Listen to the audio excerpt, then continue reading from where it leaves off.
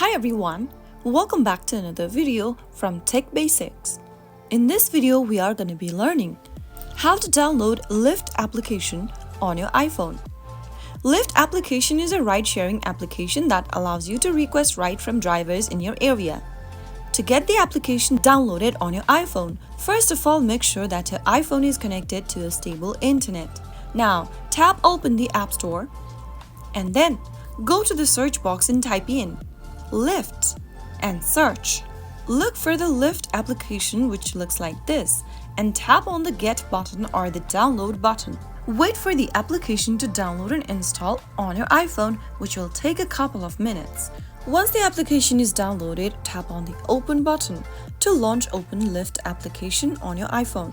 Now you can simply get started and sign up for a Lyft account. Once you have an account for yourself, you can request different ride options, get access to public transportation options, and much more.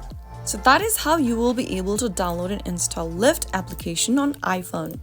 If you found the video to be helpful, go ahead and give us a thumbs up. Don't forget to subscribe to our channel by hitting the subscribe button. Press on the notification bell so that you'll never miss another upcoming upload from us. I will be back again in the next video. Thank you for watching.